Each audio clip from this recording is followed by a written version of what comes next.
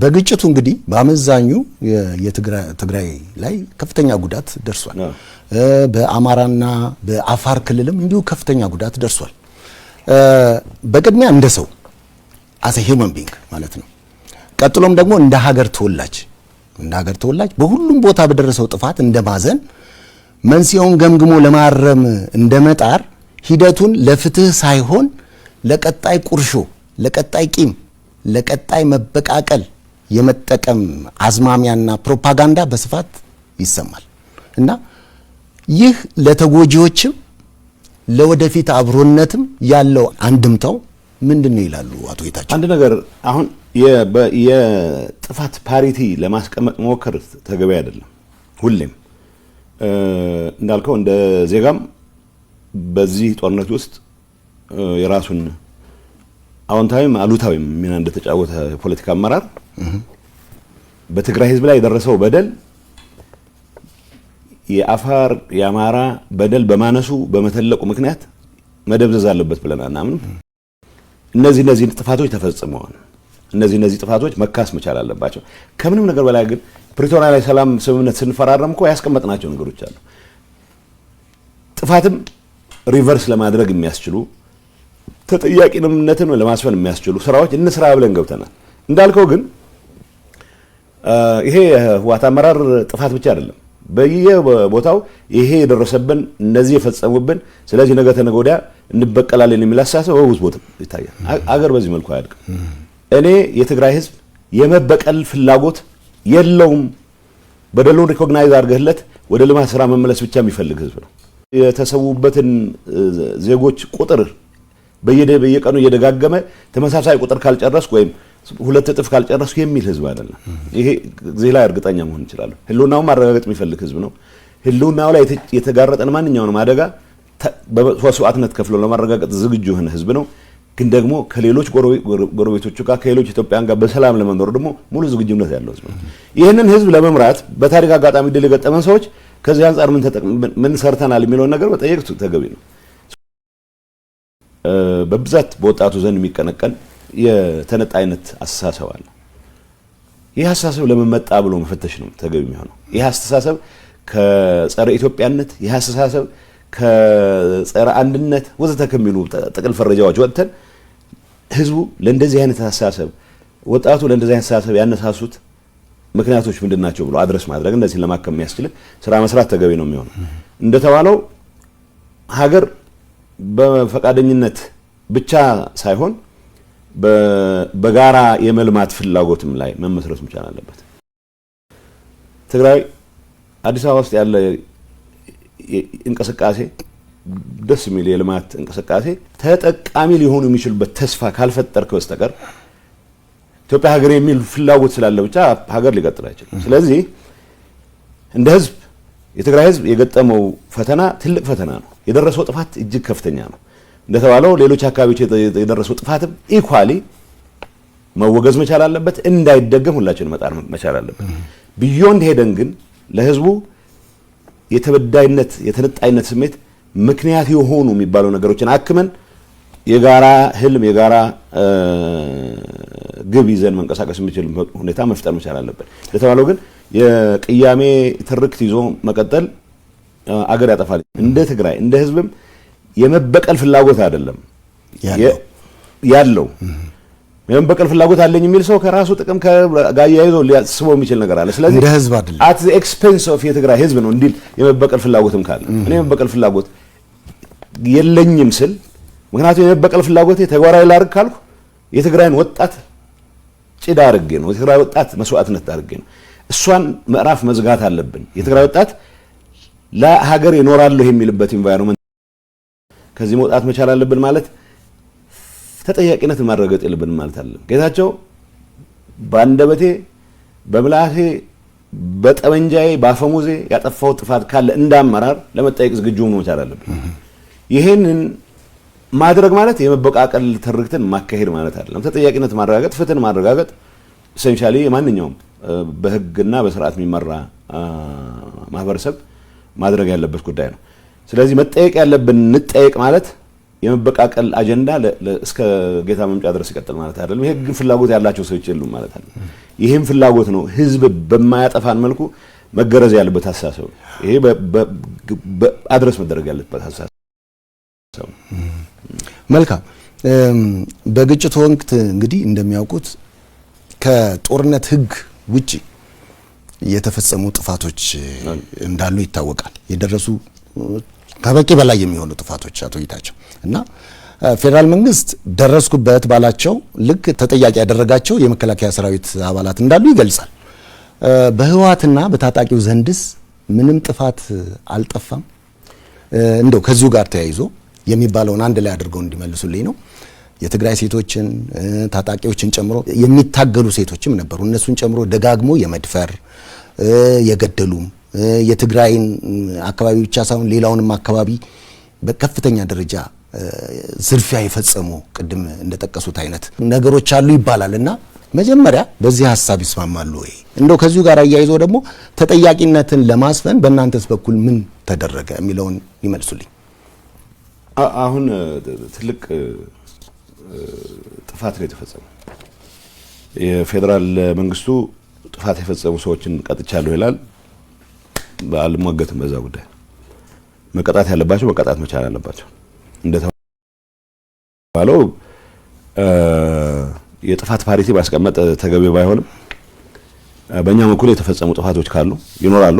መጠየቅ ባለብን ደረጃ መጠየቅ መቻል አለብን የሚል እምነት አለኝ። ታጣቂዎቻችንን በአንድ ወይም በሌላ ምክንያት ከግንባር ሸሸህ ብሎ የረሸነ ይኖራል። በዛ ደረጃ መጠየቅ መቻል አለብን።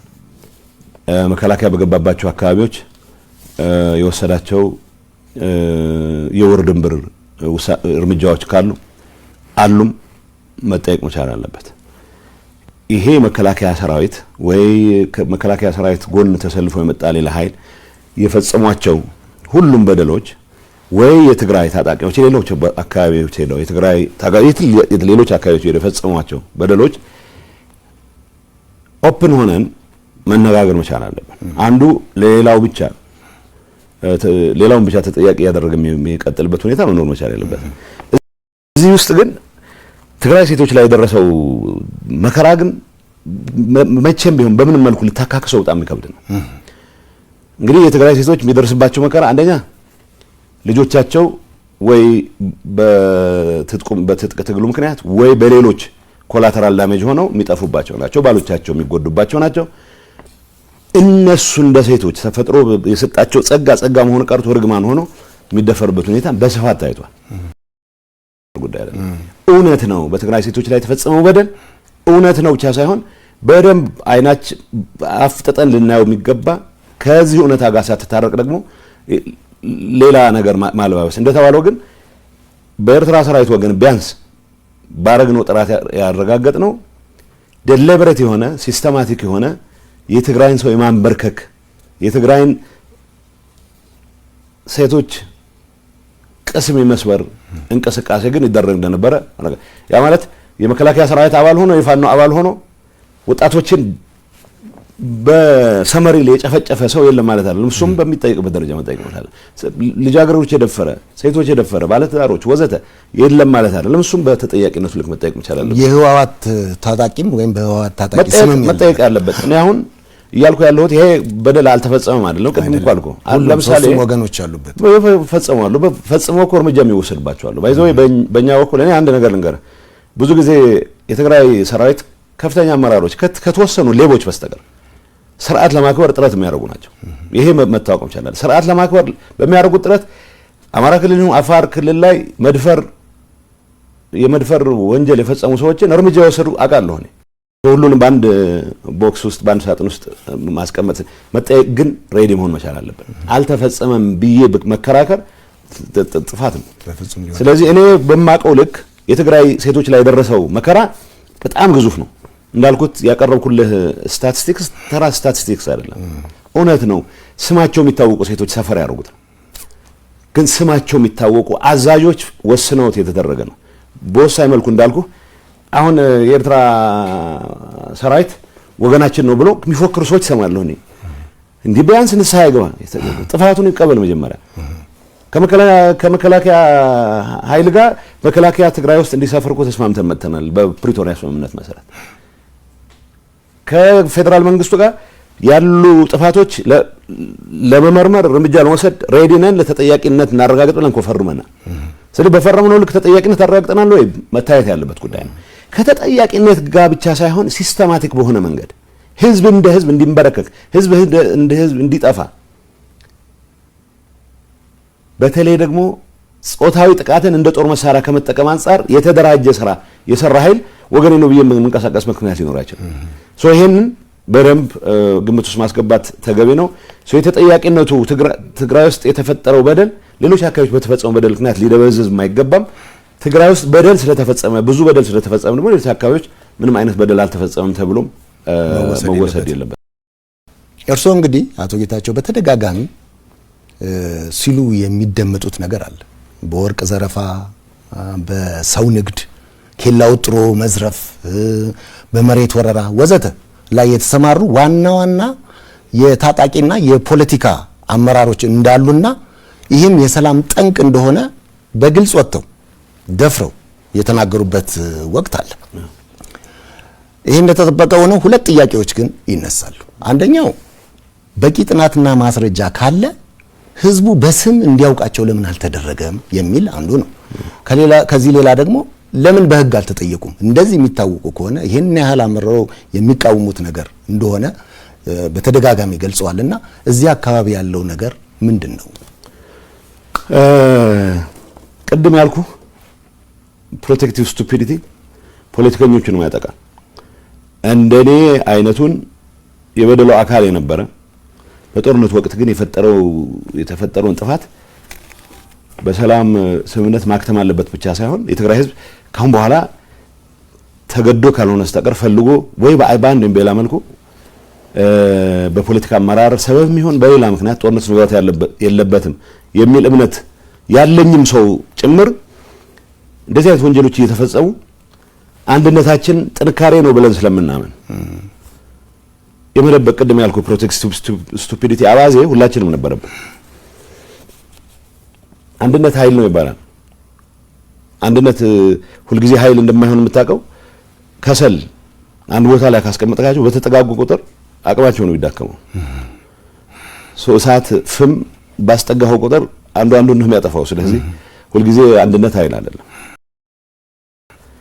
የትግራይ ህዝብ ከቁጥሩ በላይ አቅም እንዲኖረው ያደረገ ተደራጅቶ መንቀሳቀስ ባህል ያለው ህዝብ ነው። ይህንን የመንቀሳቀስ ባህል ለግል ጥቅማቸው ሊጠቀሙ የሚፈልጉበት ኃይሎች ካሉ ግን እነዚህን ከማስወገድ ውጪ የትግራይ ህዝብ አንድነት ጥንካሬ ሆኖ ሊቀጥል አይችልም። ስለዚህ ከዚህ አንፃር ይሄ አንድነት በሚል ተረት ረጅም ጊዜ ተቃቅፎ የመቀጠል ልክ እንደ ከሰል እርስ በርስ የምትጣፋበትን ሂደት የማስቀጠል ሂደት አካል ነበርኩኝ። አንድ ምሳሌ እነግርሃለሁ። ወርቅ ንግድ በጣም የሚያሳዝነው አሁን ብዙ ሰው የወርቅ ንግድ አሁን የፕሪቶሪያ ስምምነት ከተፈራረምን በኋላ የጀመረ የሚመስለው ሰው አለ። ጦርነት ውስጥ በአንድ ወይም በሌላ መልኩ እኔ የማምንበት ሬዚስታንስ ነው ያካሄድኩት፣ የማምንበት ትግል ነው ያካሄድኩት ብዬ ነው የማምነው። በዛ በማምንበት ትግል ውስጥ የትግራይን ህዝብ አጀንዳ ይዘው የታገሉ ብዙ የጦር መኮንኖች አሉ። ለሰሩት ስራ ያለን ክብር በፍጹም ሊቀንስ አይችልም። ግን ደግሞ ገና ጦርነቱ በሺዎች የሚቆጠሩ ወጣቶችን ይበላ በነበረበት ወቅት ሳይቀር ምሽግ ለመቆፈር ብለን የወሰድነውን ኤክስካቫተር ወርቅ ለመልቀም ይጠቀሙበት የነበሩ አዛዦችም አሉ። ይሄንን አውቃለሁ። ሲዋሹ በጣም ነው የሚገርመኝ። እኔ እስካሁን የዋሸሁት ይበቃኛል። እስካሁን የታገዝኩት ይበቃኛል። ሰው ሲሸጡ የሚኖሩ ሰዎች አሉ። ኤርትራዊ መሸጥ ንብረት ነው የሚባለው፣ ንብረት ነው የሚለው። አውርደዋል ይታፍንና እንግዲህ ዓላማው የኤርትራን ሰራዊት እናፍርሰው የሚል ነበር በእኛ በኩል። ኤርትራን ሰራዊት ለማፍረስ ግን ሰዎች እንዲመጡ ማድረግ ነው። ግን ኤርትራን ሰራዊት ማፍረስ ዘመቻ ጀምሬያለሁ ብሎ ይሄን የሚመራው ወገን ገንዘብ ያላቸውን ሰዎች ብቻ ነው ማፍረስ የሚችለው። ስለዚህ የደሃ ልጅ ወጥሮ እንዲዋጋ ይገደዳል ማለት ነው። ከያዝክ በኋላ 27 ወጣት አንድ ቤት ተዘጋና ቤተሰቦች ያሏቸው የሚባሉ ውጭ ሀገር ያሉ ሰዎች አካውንት እየተጠየቀ እያንዳንዱ ሰው ሚኒመም $4000 እንዲያስገባ ተደርጎ ሰው 20 ሰው ካፈንክ $80,000 ታስገባለህ ማለት ነው። በዚህ የውጭ አካውንት ከፍተው በሺዎች የሚቆጠሩ ሰዎችን እየሸጡ እያገቱ አሁን በኤርትራነት ጀመረ መጨረሻ ወደ ትግራይ ተወላጆች ዞረ። ይሄን አመራር የሚሰጡ ከፍተኛ አመራሮች አሉ። ይሄን አጥንተን ለህግ እንዲቀርቡ 2 ዓመት ሆኖታል። አሁን እሱን መጣበታል ነው። ይሄንን የሚመራ የመረጃ መመሪያ ኃላፊ እርምጃ እንዲወሰድበት ወይ ከስራ እንዲነሳ ብለን ወስነን ስናበቃ ይሄንን ለማስፈጸም ኃላፊነት የሚሰጣቸው ሰዎች የኔ ሰዎች ናቸው፣ የጸጥታ አመራሮች ናቸው። የጸጥታ አመራር በባህሪው ጥፋት ያጠፋም ያላጠፋም የመተጋገዝ ባህሪ ያላቸው ወርቅ ንግድ ውስጥ የገባ አሁን ለሀገሪቱ ለትግራይ ነጻነት አሁንም እስከ መጨረሻው ሰዋለሁ ያለ የሚፎክር ጀነራል አለ። ወርቅ ንግድ ነው ያለው ነው መባል ያለበት። እነ ምግበ የሰሩት ጀግንነት የወጣት መስዋዕትነት መሰረት ተደርጎ የመጣ ጀግንነት ነው። እነዛን ወጣቶች ለስደት በሚዳርግ ደረጃ ወደ ተራ የወርቅ ንግድ ገብተው ሲያበቁ የስርቆት ተግባራቸውን የትግራይ ግዛት አንድነት የማረጋገጥ አርገው ሲሉት እንደገና ሌላ መስዋዕትነት ይህን ወጣት ይዳርጉ ሲንቀሳቀሱ ማለት እና ኃይለ ሥላሴ የተዘረፈ ብር ነው የምነግርህ። ብር ከመንግስት ካዝና የወጣ ብር በመቶ ሚሊዮን የሚቆጠር ብር የዘረፉ ሰዎች አሁን በትግራይ ህዝብ አንድነት ስም የትግራይን ወጣት ከኤርትራም ጋር አብሬ ለማገዶነት ዳርገዋለሁ ብሎ ሲፎክር በጀግንነት ስም ነው። እነዚህ ሰዎች እንግዲህ እንዳልኩ ነው ከልባቸው ህዝባቸውን ማገልገል የሚፈልጉ መኮንኖች አሉ፣ ከልባቸው ሰላም የሚፈልጉ። ስለዚህ እነ ምግበና ኃይለ ሥላሴ በወንጀል ተነክረው ድንገት የሆነ ሰላም ከተፈጠረ አደጋ ውስጥ እንገባለሁ ተጠያቂ ሆናለሁ ብለው የሚያስቡ ሰዎች ግርግር በፍጹም እንዲያልፍ አይፈልጉም። ሶልታል በቃ ወደዛም ቢሆን እንሄዳለን ይላል፣ ዝግጅት ይደረጋ ይላል። የትግራይ ህዝብ ሌላ ጦርነት ልትማግደው ባይዘው በአሁኑ ሰዓት ምን መሰለህ እየታሰበ ያለው እዚህ ፌደራል መንግስት የወደብ አጀንዳ ወዘተ ውስጥ የሚባለው ድንገት ውጊያ ይገጥመናል በሚል ስጋት ውጊያው ትግራይ ውስጥ እንዲሆን ለማድረግ የሚያስችል ስትራቴጂ ነው ተቀይሶ እየተንቀሳቀሰ ነው።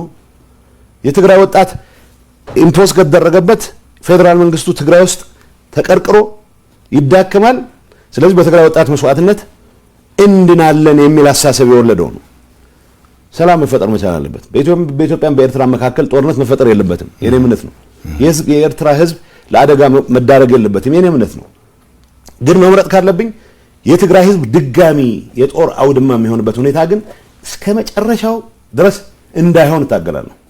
ይሄን ለማድረግ በምናደርገው ትግል እንቅፋት የሆኑት ወርቅ ንግድ ላይ የተሰማሩት ዘራፊዎች ናቸው። ግንባር አዛዥ ነኝ ይላሉ፣ የሆነ ነገር ያወራል፣ ወርቅ ሲዘርፍ ነው የሚለው። 2014 ነው የምነግርህ። 2014 ወጣቶች በየግንባሩ በሚተናነቁበት ሰዓት እኔ ሲምፕል ምሳሌ ልንገርህ። ዳባት ደባርቅ አካባቢ ሊማሊሞ ውጊያ ይመራ የነበረ ሰው ሩቅ ርቀት ሆኖ ውጊያ ይመራ የነበረ ሰው አት ዘ ሴም ታይም በኤክስካቫተርስ ወርቅ የቆፈረ ይሸጥ ነበር። ይሄ ኔትወርክ ነው። ይሄ ፖለቲከኛውም አለበት። ታጣቂው ብቻ ታጣቂ አመራር ጥቂቶች እኮ ናቸው እነዚህ ዘረፋ ውስጥ የገቡት። ልንገርህ ኮምቦልቻ ኢሹ አካውንት ነበረ። እኔ አሁን በዛን ሰዓት በእኛ ውሳኔ ነው ትክክል ነው ውሳኔው ብዬ ነው ማምነው።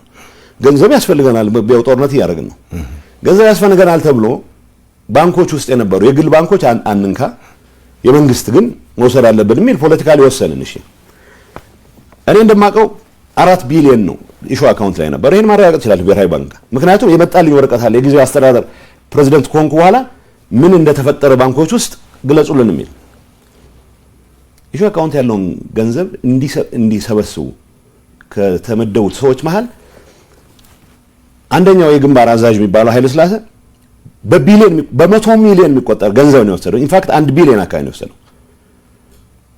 እሱ ስር ተፍተፍ የሚሉ የእሱ አገልጋዮች የሆኑ የተወሰነ ድርሻቸውን ይወሰዳሉ። አብዛኛው ሰው ከትግሉ ለትግራይ ህዝብ ህልውና ካለው ጥቅም አንጻር ብቻ ነው የተሳተፈው። ገንዘብ ያገኝበታል ብሎ የተሳተፈ የለም። እነዚህ ሁሉንም አይደለም በአንድ ላይ በዛ ውስጥ ይሄንን ያስተባበረ የነበረ ሰሞኑን በቁጥጥር ስር እንደዋለ ሰምቻለሁ። ከውጭ ነው የነበርኩት ሰምቻለሁ። በራሳችን ጥናት እኔ አይደለሁም ያደረኩት ያን ጥናት ዶክተር ደብረጽዮን በሚመራው ጥናት ይህ ሁሉ ዝርዝር አለ ተቀምጧል። የዘረፉትን ብር ይሄ በቁጥር ነው የምነግርህ በቁጥር እና ኃይለ ሥላሴ ሌላ ነገር የለውም። እኔ ውጭ ሀገር ሄደህ ታከም ብዬ በተደጋጋሚ ጠይቄዋለሁ። ቪዛ አሰርቼለታለሁ። የተወሰኑትን ይዛቸው ወጥቼ አውቃለሁ። እንዲታከሙ እንዲያርፉ እፈልጋለሁ። የከፈሉት መስዋዕትነት ያክል የሚተካ አንድ ነገር ግን አዲስ አበባ መምጣት አልችል ንብረት ይሰጣል 100 ምናምን ሚሊዮን ሸጫለሁ ይላል። በተግባር የተረጋገጠ ግን የተዘረፈ ነው የምነግርህ።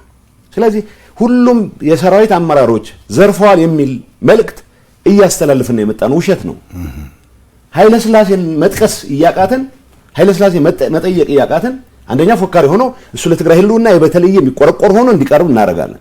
ምግብን መጠየቅ ያቃተኝ እሱ የተለየ የሚቆረቆር ሆኖ ግን በዚህ ጉዳይ ውስጥ ገብቶ የማያውቅ ሌላ ጀነራል ከነዚህ ጋር ጀነራሎች ወርቅ ንግድ ውስጥ ገብተዋል ወዘተ ይባላል። ወርቅ ንግድ ውስጥ የገቡትን በይፋ መጠየቅ ስላልቻለን ሁሉም በቅንነት ህዝባቸውን የሚያገለግሉትን ሰዎች ሳይቀር በጀነራሊ በማጃመል አንድ ላይ በማድረግ ለምን አላቀረብናቸውም ለተባለው አንደኛ ይሄ ሲያደናቅፍ የኖረው ፖለቲካል ሊደርሺፕ ተጠያቂ እንዲሆን አይፈልግም። ተጠያቂ እንዲሆን የማይፈልግበት ምክንያት ራሱም ተጠያቂ ስለሆነ ነው። የወንጀል ኢንተርፕራይዝ ነው ይሄ። ከትግራይ ህዝብ ህልውና ጋር የሚያገናኝ ምንም ነገር የለውም። እንዳልኩ ነው። አሁን ጌታቸው ከስልጣን አስወግደነዋል። ስለዚህ የፌደራል መንግስቱም በቃ ወደ ሌላ ነገር መግባት ስለማይችል ከኤርትራም ጋር ያለ ግንኙነት ተጠቅመህ የወርቅ ንግድ የማጣጣፍ ኮንትሮባንድ የማጣጣፍ ነው ዋናው አሁን ፍላጎት ያለው ፖለቲካል ሊደርሺፕም እነዚህ የምትላቸው ጥቂት ሰዎችም ቢሆን ግን እንትናቸው ተረታቸው ምንድነው ለትግራይ ህዝብ ህልውና አንዴ ምዕራብ እናስመልሳለን አንዴ ደቡብ እናስመልሳለን። ማፈሪያ ነው። የራስ ህዝብ ጋር ተዋግተህ አይደለም ታስመልሰው። ሰው በሰላም የሚያልቅበት ነገር ሁሉ ማሟጠጥ መቻል አለብን ብለን ነው የግል ጥቅሙን መሸፈኛ ብርድ ልብስ መሸፈኛ። ስለዚህ በወንጀል የሚጠየቅ ሰው አንዳንድ ይገርመኛል። መስዋዕትነት ምናምን ይሏል። ውሸታቸው ነው። መስዋዕትነት ፍላጎት የላቸው። እነሱ መስዋዕት አይፈልጉ። በወጣት መስዋዕትነት ነው የሆነ ትርፍ ማትረፍ ይፈልጉት። በመሰረቱ እንዲጠየቁ ብለን ጽሁፍ ጥናት ተደርጎ ተረጋግጦ እኔ መጨረሻ ፕሮባብሊ ከ6 ወር በፊት ለፍትህ ቢሮና ለፖሊስ የተወሰኑት ዶክመንት ለጸረ ሙስና እንዲገቡ አድርጌያለሁ። በተግባር ይጠይቃሉ ሌላ ጉዳይ ነው። ለምሳሌ በዚህ ጉዳይ ላይ ከፍተኛ ተሳትፎ የነበረው ሰዎች ዝውውር ላይ መያዝ አለበት ብለን እናስበው የነበረ ሰው ወደ ውጭ ሀገር ወጥቷል። ሌሎች አሉ። አሁንም በቃ ንግዱ ተጧጥፎ እንዲቀጥል ቅድም እንዳልኩ ነው። ኤርትራ ሰራዊት ማፍረስ አይቻልም በዚህ ምክንያቱም ገንዘብ ያለው ሰው ብቻ ነው ሊወጣ የሚችለው ማለት ነው። ቅድም እንዳልኩ ነው። ማዝነው ትልቅ መስዋዕትነት መክፈል ብቻ ሳይሆን ህዝባቸውን አሁንም ምንም 5 ሳንቲም 74 ሳንቲም ሳያገኙ ያገለግሉ ያሉ ሰዎች ሳይቀር እንደ ጥፋተኞች እንደ ከዳተኞች የሚቆጠሩበት ኢንቫይሮንመንት ከመፍጠር ጋር ተያዘ እኔ ጥፋት ፈጽሜያለሁ እላለሁ። ኃይለ ሥላሴ ነው የሰረቀው ብዬ መናገር ስችል ጠቅላላ የሰራዊት አመራር ተጠርጣሪ የሚሆንበት ሁኔታ ከመፍጠር አንፃር ምግበኔ የሰረቀው ማለት ተወልደን ይሄን ያደርገው ማለት ስንችል ይሄን ባለማለታችን ምክንያት ሁሉም የትግራይ የጦር የጸጥታ አመራር ተጠርጣሪ የሚሆንበትን ኢንቫይሮንመንት ከመፍጠር የራሴ አስተዋጽኦ አድርጌያለሁ እላለሁ። ግን ደግሞ የኔ አቅም ሊሚትድ ነች። መዋቅሩ ፖለቲካ አመራሩ የሚባለው አሁን ስልጣን ጠቅልዬ ይዣለሁ ብሎ የሚያስበው አመራር ይሄንን የክራይም ኔትወርክ ማስቀጠል ነው የሚፈልገው። አሁን ከገሌ ጋር አብረን ከፋኖ ጋር አብሬ ከገሌ ጋር አብሬ የሚል ፉከራው ትሰማለህ። ያችን የክራይም ኔትወርክ የማስቀጠል ፍላጎት እንጂ የፋኖ አጀንዳ ከትግራይ ህዝብ አጀንዳ ጋር ምን ያክል ይገናኛል ብሎ ተንትኖም አይደለም፣ ውሸት ነው። እውነት ለመናገር የኤርትራ መንግስትና ፋኖ ከፌደራል መንግስቱ ጋር ግጭት ውስጥ የገቡት ትግራይ ላይ የተጀመረው ጦርነት በፕሪቶሪያ ምክንያት ጋብ ስላለ ነው። የተጀመረውን ዘመቻ ማጠናቀቅ አልቻልንም የሚል ነው። ይሄ በይፋ የተነገረ ነው። ይሄ ምን ፕሬዝዳንት ኢሳያስ እኮ ተኮሊፍና ማለት ይሄ ሰው ያደናቀፈን ዘመቻችንን እስከ መጨረሻው መቀለ ተገብቶ የትግራይ ህዝብ ወደ ሁሉም ዓለማት ተበትኑ የሚሞተው ሞቶ ትግራይ የሚባል ኤንቲቲ የሚጠፋበት ሁኔታ አጀንዳ ይዞ የመጣ ኃይል አሁን ከዚህ ኃይል ጋር አትሊስት መሰረታዊ የሆነ ፓክት ፈጥረህ የትግራይ ጥቅም ማረጋገጥ ማዕከል አድርገህ ነው መንቀሳቀስ ያለብህ። የትግራይ ህዝብን ብሔራዊ ጥቅም ማዕከል ካረክ ቢያንስ ከፌደራል መንግስት ጋር የጀመርከውን አሟጠህ ለመጨረስ ነው መንቀሳቀስ ያለብህ። ከሌላ ኃይል ጋር አይደለም የምትሰራው። ቢያንስ የሚታወቅ ስምምነት አለ ከፌደራል መንግስት ጋር ኢትዮጵያ ካልነህ ግን ደግሞ ዓለም የሚያውቀው ስምምነት ፈጽመሃል። ይሄ ኃይል መጽሐፍ ጓደኛ ይላል የብርሃን ልጆች በብርሃን ነው የሚንቀሳቀሱት ነው የሚለው መጽሐፉ ይለኛል። በጨለማ መንቀሳቀስ የሚፈልግ ኃይል ብርሃን ከበራ በጣም ይጨንቀዋል። ሰላም ለእንደዚህ አይነት ሰዎች ለእንደዚህ አይነት ክሪሚናል ኢንተርፕራይዝ አደጋ ነው የሚሆነው፣ የማጋለጫ ብርሃን ነው። ስለዚህ ግርግር በአንድ ወይም በሌላ መንገድ ከመፍጠር ውጪ ሌላ ስራ አለን ብሎ ማያምን ጥቂት ሰዎች እንደፈለጉ የሚዘውሩት ግን አብዛኛው ቅን ኃይል ሆስቴጅ የሆነበት ሁኔታ ነው ያለው። ፖለቲካ አመራር ውስጥ ሁሉም አይደለም፣ ጥቂት ሰዎች ናቸው ይሄን የወንጀል ኔትወርክ እስከ መጨረሻው ማስቀጠል ይፈልጉ። እኔ ጦርነት ሰለባ እንዳይሆን ተጨማሪ የትግራይ ህዝብ የትግራይ ወጣት ይሄን የወንጀል ኢንተርፕራይዝ ማፍረስ ላይ መረባረብ መቻል አለበት። ጥቂት አባላት ነው ያሉት፣ ግን በትግራይ ህዝብ ስም ስለሚምሉ ስለሚገዘቱ ከምንም ነገር በላይ ቅድም እንዳልከው የትግራይ ህዝብ ከህልውናው ጋር ተያያዘ ህወሓትና ህወሓት ብቻ ነው መፍትሄ የሚል ትርክት ፈጥረው ብዙ ስላደናገሩ ብዙ ነው የሚመስሉት፣ ጥቂት ናቸው እንዳልኩ ነው። አብዛኛው የሰራዊት አመራር ሰላሙን ይፈልጋል ብቻ ሳይሆን ስርቆት ውስጥ የለም። ስርቆት ውስጥ የገቡት ጥቂት ሰዎች ግን ሆስቴጅ አድርገውታል ሁሉንም። ስለዚህ አንዳንድ ድምጽ አላቸው በጣም እኛም ራሳችን መጠየቅ ያለባቸውን እገሌ ብለን እንደመጠየቅ ልንገር። የመጀመሪያ ጥናት ስናደርግ የህወሓት ሊቀመንበር 7 ሰዎች ነን በዚህ ጉዳይ ላይ የምንወያየው።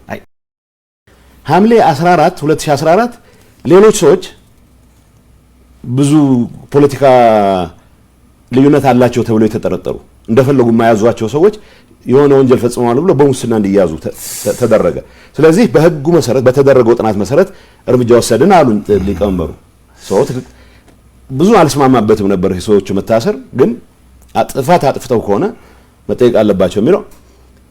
ከዛ በሆነ አጋጣሚ ነሐሴ 14 ቀን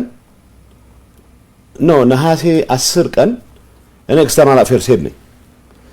ግን ኤክስተርናል አፌርስ ሄድ ብዙ ጊዜ እንትን ስራውን ነው የምሰራው እንጂ ቢሮ ውስጥ የሚያግዙኝ 2 ሰዎች አሉ።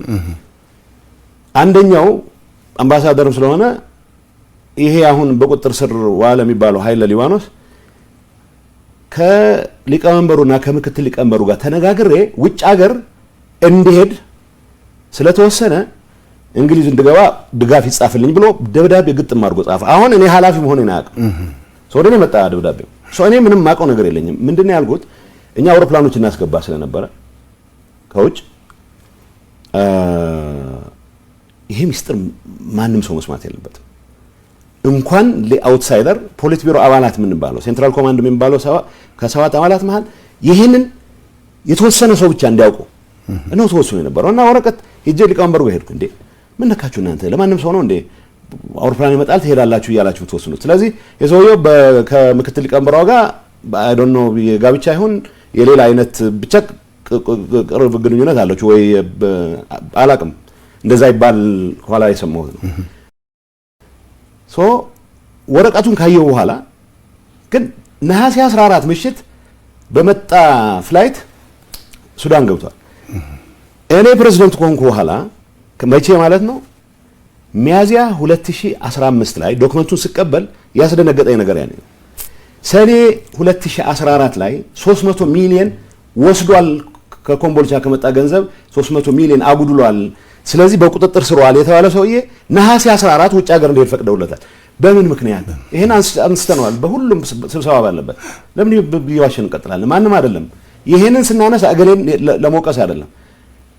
እንደሰረቀ ተጠርጣሪ ነው ተብሎ ተጠርጣሪ ሳይሆን ሰርቋል ተጣርቷል ተብሎ በቁጥጥር ስር ዋለ የተባለ ሰው ነው። በቁጥጥር ስር ዋለ የተባለን ሰው ግን ከ2 ወር በኋላ ሌሎች አስረህ ከ2 ወር በኋላ እሱ ወደ ውጭ እንዲወጣ ማድረግ ነገር ደብረጽዮን በመራው ጥናት 300 ሚሊዮን አጉዶላል። ይሄ ዶክመንት ይዤው ስለወጣሁ ምን እንትን ላይ አይችልም። ሁሉም ሰው አለው አሁን ያ ዶክመንት። ሁሉም ሰው ማለት ፍትህ ቢሮ አለው፣ ጸረ ሙስና አለው፣ ፖሊስ አለው። ይሄን ፈጽሟል የተባለ ሰውዬ ሰኔ 14 እኔ ቃል ሰኔ 14 2014 ዶክመንቱን ተወያይተን ሐምሌ 14 ሌሎች ሰዎች በቁጥጥር ስር ነው። ነሐሴ 14 እሱ ወደ ሱዳን እንዲያርፍ ተደረገ። ይሄን እኔ አሁን ያኔ ባቅ ኖሮ ምን አደረግ ነበር ሌላ ጉዳይ ነው። ግን ፕሬዝዳንት ኮልኳና ዶክመንቱ ሳይዝ ደረሰኝ ጠይቅ ነው ለምን ይሄን አረግ አይ በቃ አስፈላጊ ነው ብለን ስላመንን እሱን ወደ ሱዳን መላክ ለስራችን ወስዳለ። ይሄ ኔትወርክ ነው፣ የክራይም ኔትወርክ ነው ማለት ከዲያስፖራ የተሰበሰበ ገንዘብ ደላላ ይበላው ብዙ ነው። እኔ ነገር አለ አሁን ኦዲት ተደርጓል ማለት ነው ውሸት ነው። ምክንያቱም ምን እናርግ ተባብለን እኔ ኦነስትሊ ልንገር እስከ ቅርብ ጊዜ ድረስ የድርጅቱ ሊቀመንበር ፕሮቴክት በማድረግ ነው ጊዜ ነው ያሳለፍኩት። በይነስ ምብዛም የሆነ የቅንነት ኤሌመንት አለው ብያምን ስለነበረ ፕሮቴክት ለማድረግ ሞክር ነበር። እሱ ብዙ እኔንም አላዋጣኝም። ግን አንድ አጋጣሚ አንዳንዴ ያሳዝናል በጣም ጸረ ድሮን በጣም ያስቸግር ነበር። ጸረ ድሮን ስለመግዛት ስንወያይ በአንድ ሰው ነው ሃንድል የሚያደርገው። ይሄንን ቀብድ ከፍለናል። የሆኑ ከውጭ የሚመጡ በአፋር በኩል የሚመጡ ድሮን ኤክስፐርቶች ኖ ኤክስፐርት ከእስራኤል ነው የሚመጡት ተብሎ ነው። አንድ ደላላ ነው እንግዲህ ደብረጽዮን እናሳምነውታል ማለት ነው። ስለዚህ ቀብድ ከፍለናል 1.4 ሚሊዮን ይበል ወዘተ ይበል እና በአፋር በኩል ይገቡና ኮምፒውተራቸውን ይዘው ድሮን ሲመጣ መጣል የሚችሉ አሁን ይሄ ወይ ድንቆላ መሆን አለበት። እኔ ድሮን ቴክኖሎጂ በሚመለከት ለማንበብ ጸረ ድሮን ማን ሞክሬያለሁ። እንደዚህ አይነት ማጂክ የለም፣ ግን ተከፍሏል። የትግራይ ዲያስፖራ የሰበሰበው ገንዘብ ነው።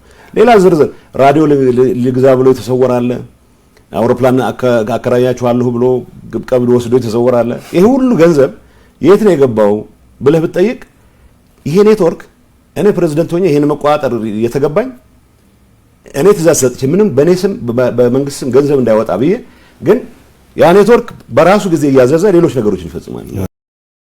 በዚህ በዲያስፖራ ገንዘብ ዲያስፖራው ከልቡ ትግራይን የሚወድ ከልቡ የትግራይን ሁሉ አረጋግጣለሁ ብሎ የተንቀሳቀሰ ኃይል ነው።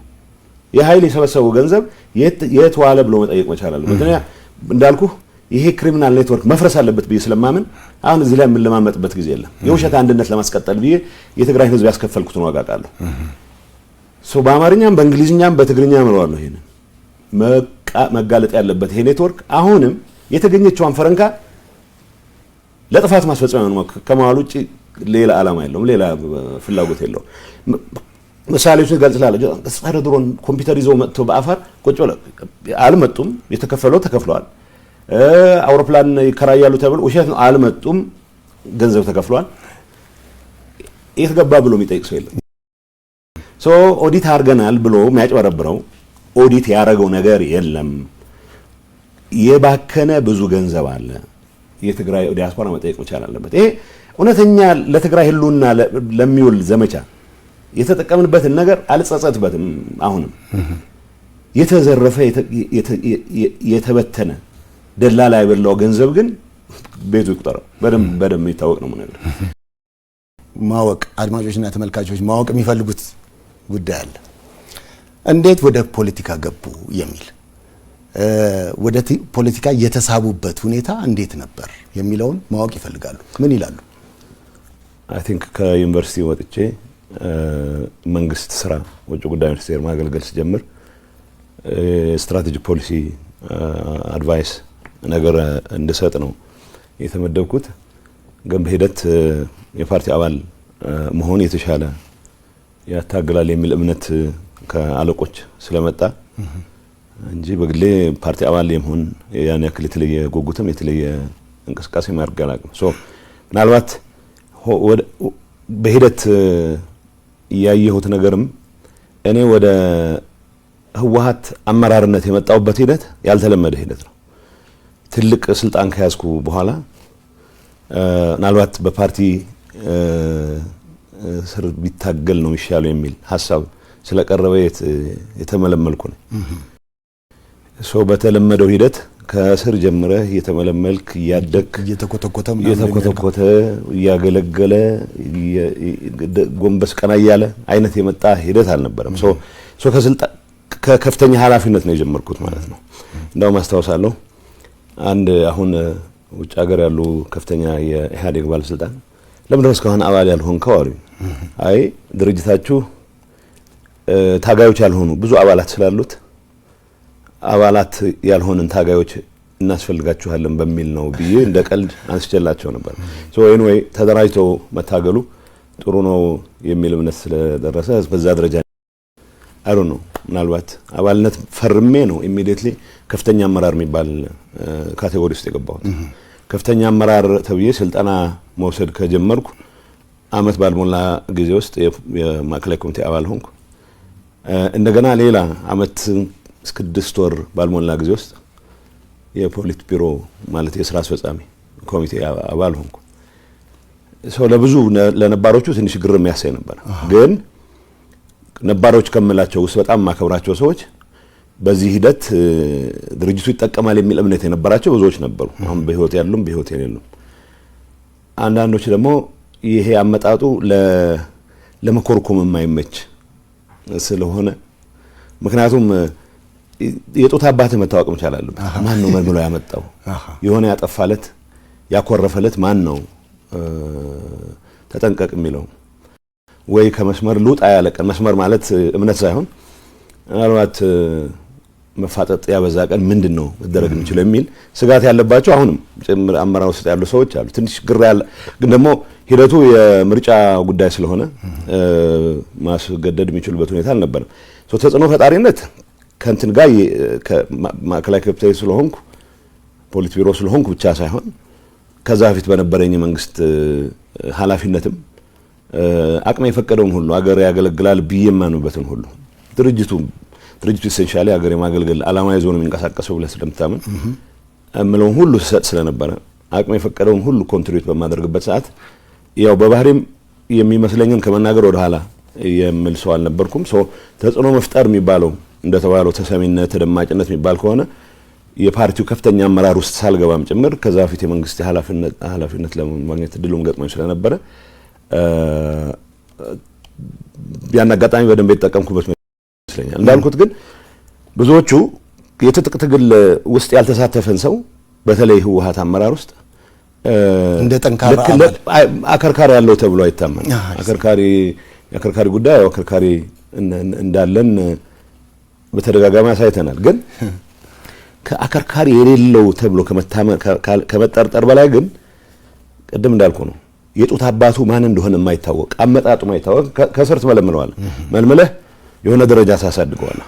እያሳደግ ሁኔታውን እያየ አፋሻ ጎንባሽ መሆኑን አረጋግጠን ታሳድገው በብዛት በዛ ካልቸር መሰረት ከእምነት ይልቅ አገልጋይነትህ የበለጠ ተቀባይነት እንድታገኝ በሚያደርግ ካልቸር ውስጥ በኔ መንገድ የመጡ ብዙ ሰዎች አሉ። እንደተባለው ነው በአንድ አመት ከምናምን ጊዜ ውስጥ ማዕከላዊ ኮሚቴ አባል ሆኜ አመት ከ6 ወር ባልሞላ ጊዜ ውስጥ ደግሞ የፖሊት ቢሮ አባል ነው። ይሄ በድርጅቱ ታሪኩም ምሳሌ ነበርም። ትጥቅ ትግል ስላልተሳተፍኩ ብቻ ሳይሆን እኔ ጋር ትጥቅ ትግል ሳይሳተፉ ፖሊት ቢሮ የገቡ ሰዎች እንዳሉ አውቃለሁ። ግን እኔ መመዘንበት መንገድ አድራሻው የማይታወቅ ሰው አይነት አመጣጤ በጣም የመለመለኝ ሰው ወይዛ ያደረሰኝ ሰው ለምሳሌ እኔ አጠራጣሪ የሆነ አመጣጥ ብለው እንትን ይላሉ፣ ይሰጋሉ። አንዳንዶቹ ጓዶች የኛ ብዙ ኮምፎርት ማይሰማቸው ነበሩ። ግን እንዳልኩ ነባር በህይወት ያሉም የሌሉም ግን የኔ በዛ ፍጥነት እዛ ላይ መድረስ ትክክልና ድርጅቱን የሚጠቅም ነው አገርን የሚጠቅም ነው ብሎ የሚያምኑ ደግሞ ሙሉ ድጋፋቸው የሚሰጡም ነበሩ። የትግራይ ህዝብና ህወሓት አንድ ናቸው የሚል አባባል በአንዳንድ አካላት ዘንድ ይነሳል። አባባሉን ሁለት ወገኖች ለተለያየ ሁለት ዓላማ ሲጠቀሙበት ይታያል። አንደኛው የሐሳብ ብዝሃነትን የማይቀበል የጠቅላይነት እምነት ያለው የህወሓት አመራር ነው አንዱ። በሌላ በኩል ደግሞ ሌላው ህዝቡን ከፓርቲው ጋር አንድ ላይ የፓርቲውን ህጸጽም ችግርም አንድ ላይ ደርቦ ህዝቡን የሚፈርጅ ህወሓት ህዝብ ህወሓት ነው፣ ትግራይ ህወሓት ትግራይ ነው ብሎ የሚያስብም ደግሞ አለ እና እንደው በሁለቱም ፍረጃዎች ህዝቡ ተጎጂ አልሆነም ወይ? የእርሶ ምልከታ ምንድነው አቶ ጌታቸው? በጣም ተጎጂ ሆኗል ህዝቡ በሁለቱ። በመጀመሪያው ማምሳት ምክንያቱም የህወሓት አመራር ስለነበርኩ ልበል ስለሆንኩ አመራሩ የፈጠረው ተረት በጣም ኮንቪኒየንትሊ ህዝቡን ባንድ አይነት መንገድ ለመግዛት አንድ ቅርጫት ውስጥ ይከት ጠቅላይ የሆነ አስተሳሰብ ብለህ ያነሳው አይ ቲንክ በፖለቲካል ፓርላንስ ቶታሊታሪያን የሚባለው አስተሳሰብ ነው። የህወሓት አመራር እድር መቆጣጠር ይፈልጋል፣ ማህበር መቆጣጠር ይፈልጋል፣ ቤተክርስቲያን መቆጣጠር ይፈልጋል። መቆጣጠር የማይፈልገው ባህል መቆጣጠር የማይፈልገው የህብረተሰብ ህይወት መስክ የለም። ስለዚህ ይህን ለማድረግ በምታደርገው ጥረት ለይስሙላ ፓርቲዎች እንዲኖሩ እንኳን ብትፈልግም ፓርቲዎቹ ሳይቀር በአንድ ወይም በሌላ መልኩ በቀጥታ በህወሓት አመራር አስተሳሰብ ተጽዕኖ ስር ናቸው። ይህንን ለማድረግ የሚጠቀምበት ሚዲያ ትቆጣጠራለህ፣ ሁሉም አይነት ተቋማት ተቆጣጥረህ አስተሳሰቡ አሁን የትግራይ ህዝብ የገጠመው ጣጣ ምንድነው? ህወሓትን የራሴ ድርጅት ነው ብሎ የሚያምን በሚሊዮኖች የሚቆጠር የትግራይ ተወላጅ አለ ነበረ። እንዳደረጃጀት የትግራይን ህዝብ የተደራጀ ትግል ከመምራት አንፃር ትልቅ አስተዋጽኦ ያደረገ ድርጅት ቢኖር ህወሓት ነው። የተደራጀ ትግል ከማድረግ አንፃር ከዛ ፊት የተወታተነ የትግል ምዕራፎች ነበሩት የትግራይ ህዝብ። ከዛ አንፃር ያን ማድረግ እና ለድርጅቱ እንደ ኦርጋናይዝድ ሬዚስታንስ ምልክት ሲምቦል አድርጎ በመውሰዱ ምክንያት ሊሰጠው ድጋፍ አለ። ያ ማለት ግን የህወሓት አመራር ይሄንን አቢዩዝ እያደረገ ነው ስልጣኑን ለማራዘም ሲጠቀም የነበረው። እዚህ ግባ የሚባል ለውጥ ያን የመሰለ የተደራጀ ህዝብ ይዘህ ያን የመሰለ ጠንካራ ስራ ወዳድ አገሩን የሚወድ ህዝብ ይዘህ ትግራይ መድረስ የነበረበት ደረጃ ላይ ከማድረስ ይልቅ በታሪክ አጋጣሚ እጁ ጋር የገቡ አማራጮችን ስልጣንና ስልጣን ብቻ የተወሰነ ቡድንን ጥቅም ከማረጋገጥ አንፃር ብቻ እየመዘነ የመጣ አመራር ነው። አመራር ውስጥ ትልቅ ለህዝብ ለሀገር ትልቅነት ትልቅ አስተዋጽኦ ያደረጉ መሪዎች ነበሩ። ምንም የሚያጠራጥር ነገር የለውም። እንደዛም ሆኖ ግን መጨረሻ ላይ ወደ ምን ወረደ? ወደ ጠባብ ቡድናዊ ፍላጎት ብቻ ትኩረት ያደረገ የህዝብ አጀንዳው ያልሆነ እኔ ያልኩት ምን እንደሚልም እንኳን አይታወቅም። እኔ ያልኩት ብቻ ነው ትክክል የሚል ከእንቅልፍ ባኖ በተነሳ ቁጥር የሚመጡለት ጉዳዮችም የህዝብ አጀንዳ እያስመሰለ የሚያደናግር በህዝብ ስም እየማለ እየተገዘተ ግን የህዝብን አጀንዳ የህዝብን ጉዳይ ወደ ጎን ትቶ የራሱን ጥቅም የሚያሳድድ ኃይል ወደ መሆን የመጣው አመራሩ። የትግራይ ወጣት ህወሓትን መንቀፍ በሚፈልግበት ሰዓት በአማርኛ ቢነቅፍ ብዙ ሰው ቅር ይሰኛል። ምክንያቱም የጓዳ ጉዳይ አድርገህ ልምታስቀምጠው ይሄን ነው የሚፈልገው የህወሓት አመራር።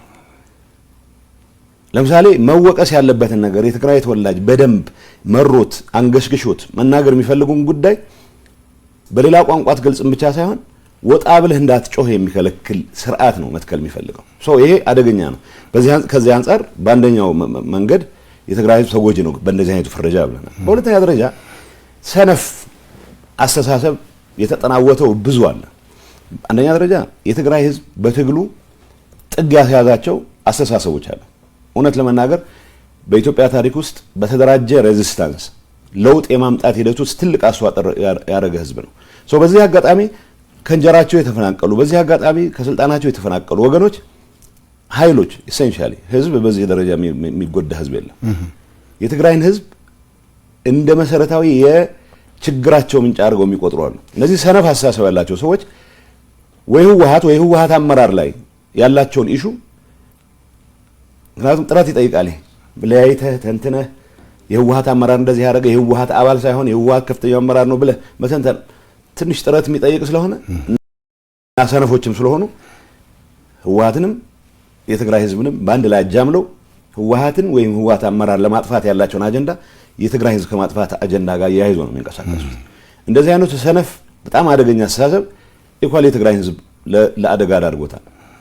የምናያቸው አጋጣሚዎች በሙሉ በተወሰነ ደረጃ ስርቆት ውስጥ የተሰማራ ሰው ሊኖር ይችላል። በተወሰነ ደረጃ ባለስልጣን ሆኖ በደል የፈጸመ ሊሆን ይችላል። ስለዚህ በልኩ ከመውሰድ ይልቅ ህዝብን እንደ ህዝብ እየፈረጅ ህዝብ የኢትዮጵያ አካል ሳይሆን የኢትዮጵያ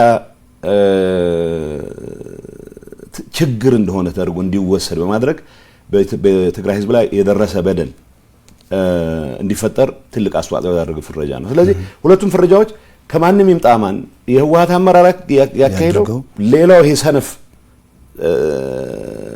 ይፈርጀው ስቲል የትግራይ ህዝብ ተጎጂ የሚያደርግ ነው። ስለዚህ በሁለቱም መልኩ የትግራይ ህዝብ የፖለቲካ ኮንሽስነስ ሁሉንም ሀሳቦች ማስተናገድ በሚችልበት ደረጃ እንደ አዲስ መቀረጽ መቻል አለበት። ቢዮንድ የህወሓት አመራር ማሰብ መቻል አለበት። ህወሓት ራሱ ቀጣይነት እንዲኖረው ከተፈለገ እኔ ብቻ አውቅልሃለሁ ከሚል ያረጃ አስተሳሰብ ወጥቶ ወጣት ማስተናገድ የሚችል የተለያዩ ጥያቄዎች መመለስ እንደሚገባው የሚያምን የተለያዩ አስተሳሰቦች ማስተናገድ እንደሚገባው በሚያምን አመራር መቀየር መቻል አለበት።